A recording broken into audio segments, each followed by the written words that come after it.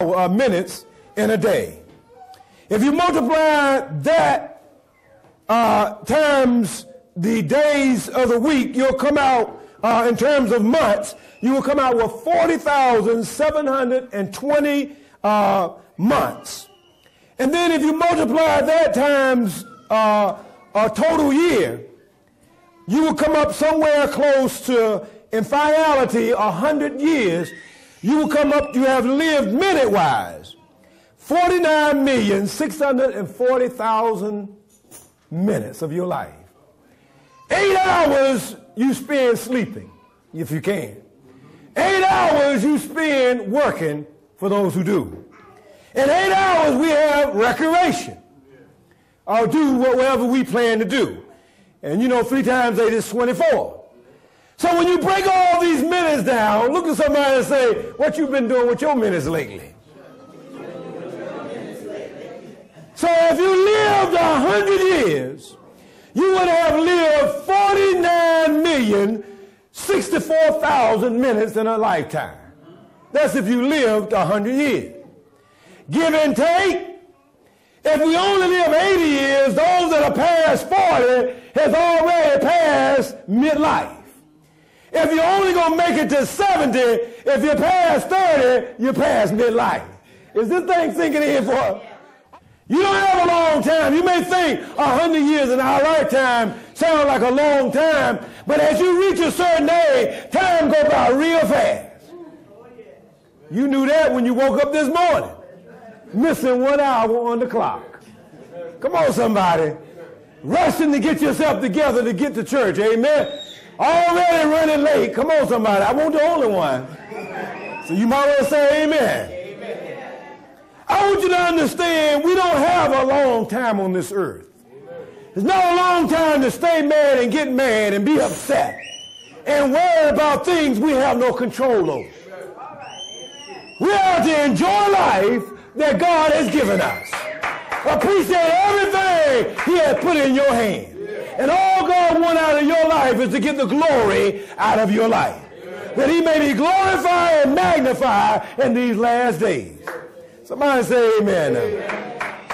It's important to understand. I mean, when you look at the time and the minutes, the way they fly, I hear people fussing all the time. You're killing my minutes on their cell phone.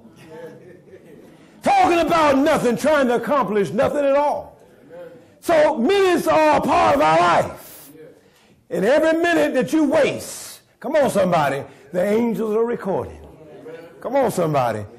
49,064,000 minutes if you live to be 100 years old. Well, that brings me back to several men in the Bible, one by the name of Abraham. And Abraham was a man who loved God, amen, and served Him in the beauty of holiness. But Abraham had a nephew by the name of Lot that was down in Sodom and Gomorrah.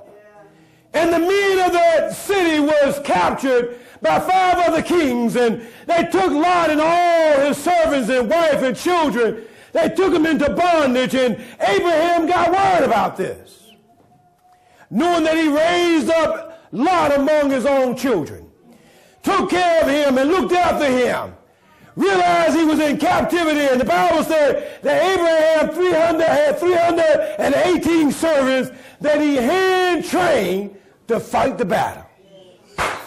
Come on, somebody. I want you to understand that he heard and he went up after his nephew Lot. The Bible said when he went up with 318 men, he whooped these other 5 kings because he had the power of God in his life. He understood that time don't wait for nobody. When God calls you to do something, you got to move forthright. You got to move with the swiftness of a deer. You got to be fortified in your thoughts and in your idea that God controls all time. Come on, somebody. We find that Lot went up. And this is the unique thing I want you to understand. On his way back from this great battle, the Bible said he ran to a man by the name of Melchizedek. Melchizedek, who is he? Where did he come from? Well, let me just show you what God let me see. Turn to Hebrew. Come on, somebody. Chapter 7. Now, it's important to understand that Melchizedek, I want you to read this with me so you'll see clearly for yourself. See, I can preach it, but when you see it for yourself, it's different. Chapter 7. Now, right there at verse 26 and 20, it says, whether the forerunner is for us, enter even Jesus made a high priest forever after the order of Melchizedek. Yeah. Now, you need to understand something. Melchizedek was alive and walking on the earth even before the book of Genesis was written. Some believe that he was an oracle and that he was a forerunner before man came into existence. Imagine a man that was anointed by God, called of God, walking through the earth. And I want you to understand here in verse 7, he says, chapter 7:1, for this Melchizedek, the king of Salem, which is later changed to Jerusalem, where the Jebusites control, this king of Salem, priest of the high God, who met Abraham returning from the slaughter of the kings. Not only did he meet Abraham, who was the father of all faith, but he blessed him. If anybody should have been blessing anybody, Abraham should have been blessing him. But this man was a high priest and a king who had established an order after what he stood for. Listen carefully here now. To whom Abraham gave a tenth part of all. First being by interpretation, king of righteousness, and after that also king of Salem. Melchizedek was the king of righteousness, and also he was the king of Salem, which is also the king of peace. Stay with me now. Listen carefully in verse 3. The Bible said he didn't have a father. He didn't have a mother.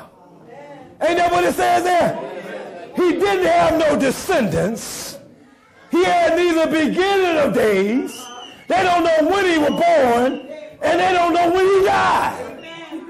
He was just walking around blessing God's people. Oh my God. It gets real deep. Didn't have anybody. It says, neither days beginning nor end of days of life, but made like unto the Son of God. My. Abide a priest continuously. Melchizedek had the anointing and the power of Christ in his life long before Abraham. Long before the Leviticus priesthood that came into fullness through the loins of Abraham's great-grandson, Melchizedek was walking around blessing folks. Oh my God. You don't see this thing clearly. God don't work in the same time fashion that you and I work in. God works in his own time. He says, now consider how great this man was, unto whom even the Penich, the great patriarch, Abraham was. Come on, somebody. Look at Abraham, the father of all nations, the father of all faith. The man who obeyed God, the man that was close to God, a covenant that God made with the man, and yet Melchizedek was over him. If you're going to get blessed,